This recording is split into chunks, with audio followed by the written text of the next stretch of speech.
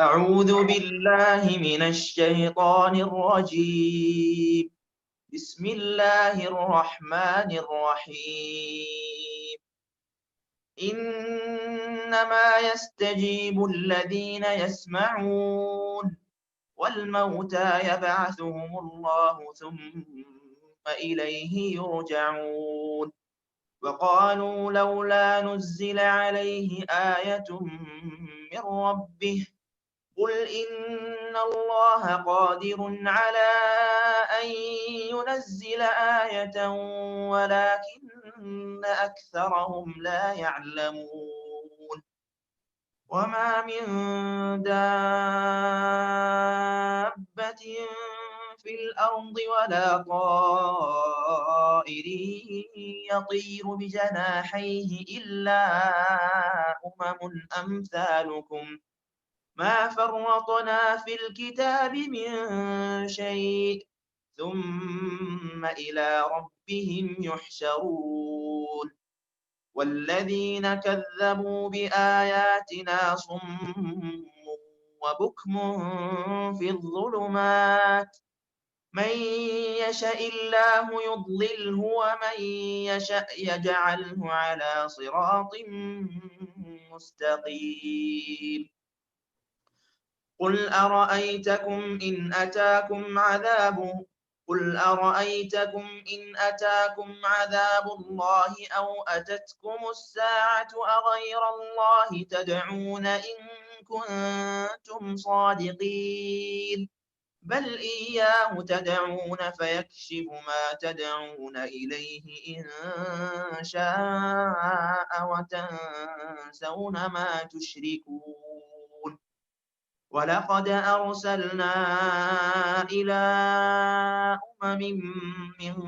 قبلك فأخذناهم بالبأساء والضراء لعلهم يتضرعون فلولا إذ جاءهم بأسنا تضرعوا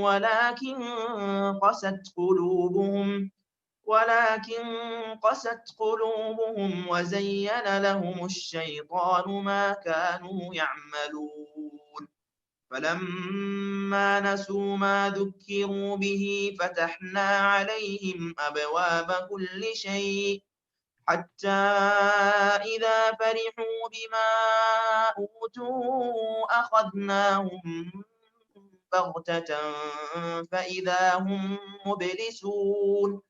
فقطع دابر القوم الذين ظلموا والحمد لله رب العالمين. قل أرأيتم إن أخذ الله سمعكم وأبصاركم وختم على قلوبكم من إله غير الله يأتيكم به انظر كيف نصرف الآيات ثم هم يصدفون. قل أرأيتكم إن أتاكم عذاب الله بغتة أو جهرة هل يهلك إلا القوم الظالمون. وما نرسل المرسلين إلا مبشرين ومنذرين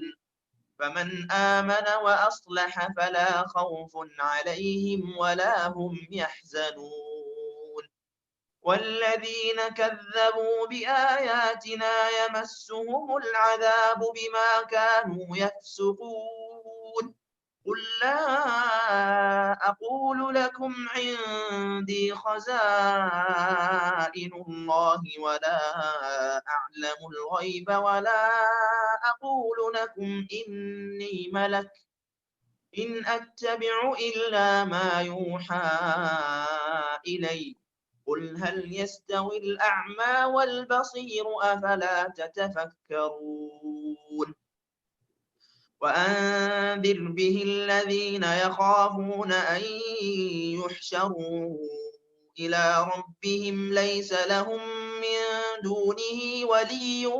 ولا شفيع لعلهم يتقون. ولا تطرد الذين يدعون ربهم بالغداة والعشي يريدون وجهه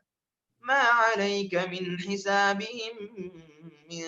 شيء وما من حسابك عليهم من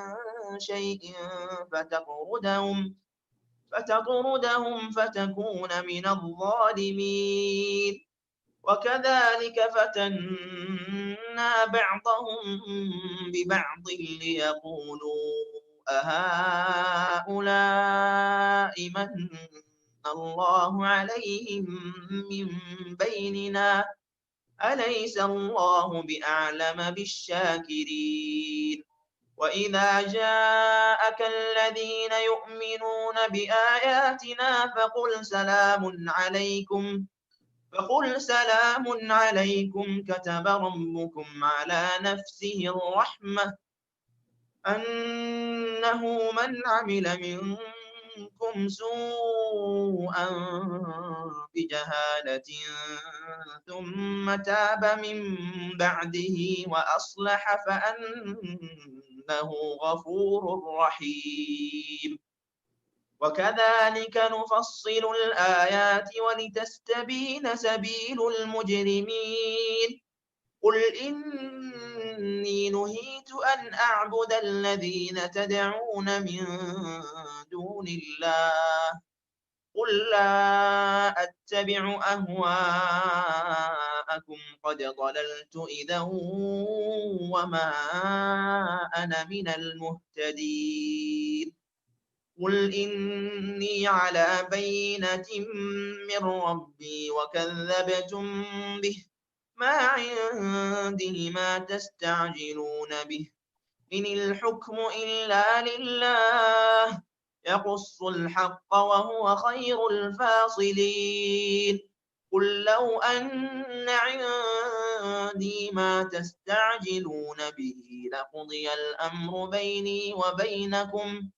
والله أعلم بالظالمين والله أعلم بالظالمين بسم اللہ الرحمن الرحیم وہی لوگ قبول کرتے ہیں جو سنتے ہیں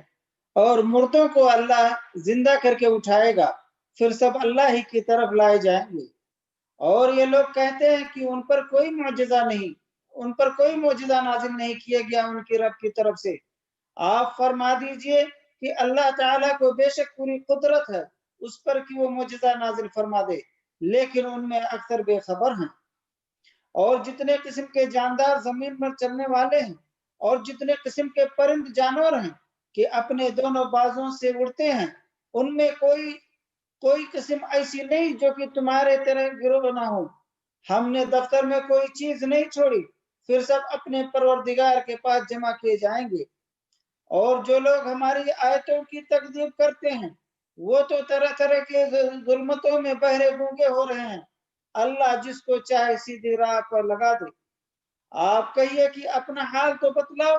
کہ اگر تم پر اللہ کا کوئی عذاب آ پڑے یا تم پر قیامت ہی آ پہنچے تو کیا اللہ کے سوا کسی اور کو پکارو گے اگر تم سچے ہو بلکہ خاص اسی کو پکارو گے پھر جس کے لیے تم پکارو گے اگر وہ چاہے تو اس کو ہٹا بھی دے اور جن کو شریک ٹھہراتے ان سب کو بھول بھال جاؤ گے اور ہم نے اور امتوں کی طرف بھی جو کہ آپ سے پہلے گزر چکی ہیں پیغمبر بھیجے تھے سو ہم نے ان کو تنگ دستی اور بیماری سے پکڑا تاکہ وہ اظہار عجز کر سکیں سو جب ان کو ہماری سزا پہنچتی تھی تو انہوں نے عاجزی کیوں اختیار نہیں کی لیکن ان کے قلوب سخت ہو گئے اور شیطان نے ان کے اعمال کو ان کے خیال میں آراستہ کر دیا پھر جب وہ لوگ ان چیزوں کو بھولے رہے جس کی ان کو نصیحت کی جاتی تھی تو ہم نے ان پر ہر چیز کے دروازے کشادہ کر دیے یہاں تک کہ جب ان چیزوں پر جو کہ ان کو ملی تھی وہ خوب اترا گئے ہم نے ان کو دفعتاً پکڑ لیا پھر وہ بالکل مایوس ہو گئے پھر ظالم لوگوں کی جڑ کٹ گئی اور اللہ تعالیٰ کا شکر ہے جو تمام عالم کا پروردگار ہے آپ کہیے کہ یہ بتلاؤ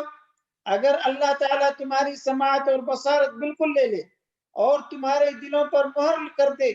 تو اللہ تعالیٰ کے سوا اور کوئی معبود ہے کہ یہ تم کو پھیر دے؟ آپ کہیے تو ہم کس طرح دلائل کو مختلف پہلوؤں سے پیش کر رہے ہیں، پھر بھی یہ اعراض کرتے ہیں۔ آپ کہیے کہ یہ بتلاؤ، اگر تم پر اللہ تعالیٰ کا عذاب آ پڑے، خواہ اچانک یا علانیہ، تو کیا بجز ظالم لوگوں کے اور بھی کوئی ہلاک کیا جائے گا؟ اور ہم پیغمبروں کو صرف اس واسطے بھیجا کرتے ہیں کہ وہ بشارت دیں اور ڈرائیں، پھر جو ایمان لے آئے اور درستی کر لے سو ان لوگوں پر کوئی اندیشہ نہیں اور نہ وہ مغموم ہوں گے۔ اور جو لوگ ہماری آیتوں کو جھوٹا بتلائیں، عذاب پہنچے گا بوجھ اس کے کہ وہ نافرمانی کرتے ہیں۔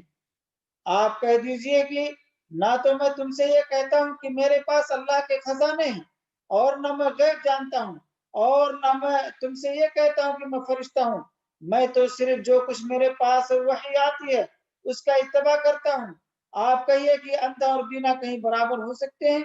سو کیا تم غور نہیں کرتے؟ اور ایسے لوگوں کو ڈرائیے جو اس بات سے اندیشہ رکھتے ہیں کہ اپنے رب کے پاس ایسی حالت میں جمع کیے جائیں گے کہ جتنے غیر اللہ ہیں نہ ان کا کوئی مددگار ہوگا اور نہ کوئی شفاعت کرنے والا، اس امید پر کہ وہ ڈر جائیں۔ اور ان لوگوں کو نہ نکالیے جو صبح شام اپنے پروردگار کی عبادت کرتے ہیں، خاص اس کی رضامندی کا قصد رکھتے ہیں۔ ان کا حساب ذرا بھی آپ کے متعلق نہیں، اور آپ کا حساب ذرا بھی ان کے متعلق نہیں کہ آپ ان کو نکال دیں، ورنہ آپ ظالم کرنے والوں میں سے ہو جائیں گے۔ اور اسی طرح ہم نے بعض کو بعض کے ذریعے سے آزمائش میں ڈال رکھا ہے تاکہ یہ لوگ کہا کریں کیا یہ وہ لوگ ہیں کہ ہم سب میں سے ان پر اللہ تعالیٰ نے فضل کیا؟ کیا یہ بات نہیں ہے کہ اللہ تعالیٰ شکر گزاروں کو خوب جانتا ہے؟ یہ لوگ جب آپ کے پاس آئیں جو ہماری آیتوں پر ایمان رکھتے ہیں تو یوں کہہ دیجئے کہ تم پر سلامتی ہو، تمہارے رب نے مہربانی فرمانا اپنے ذمہ مقرر کر لیا ہے کہ جو شخص تم میں سے برا کام کر بیٹھے جہالت سے، پھر وہ اس کے بعد توبہ کر لے اور اصلاح رکھے تو اللہ کی یہ شان ہے کہ وہ بڑی مغفرت کرنے والا ہے۔ اسی طرح ہم آیات کی تفسیر کرتے رہتے ہیں اور تاکہ مجرمین کا طریقہ ظاہر ہو جائے۔ آپ کہہ دیجئے کہ مجھ کو اس سے ممانعت کی گئی ہے کہ ان کی عبادت کروں جن کو تم لوگ اللہ تعالیٰ کو چھوڑ کر پکارتے ہو۔ آپ کہہ دیجئے کہ میں تمہاری خواہشات کی اتباع نہیں کروں گا، کیونکہ اس حالت میں تو میں بے راہ ہو جاؤں گا اور راہ راست پر چلنے والوں میں نہ رہوں گا۔ آپ کہہ دیجئے کہ میرے پاس تو ایک دلیل ہے میرے رب کی طرف سے، اور تم اس کی تکذیب ہو۔ جس چیز کی تم جلد بازی کر رہے ہو وہ میرے پاس نہیں، حکم کسی کا نہیں بجز اللہ تعالیٰ کی۔ اللہ تعالیٰ واقعی بات کو بتلا دیتا ہے اور سب سے اچھا فیصلہ کرنے والا وہی ہے۔ آپ کہہ دیجئے کہ اگر میرے پاس وہ چیز ہوتی جس کا تم تقاضا کر رہے ہو تو میرا اور تمہارا باہمی قصہ فیصل ہو چکا ہوتا، اور ظالموں کو اللہ تعالیٰ خوب جانتا ہے۔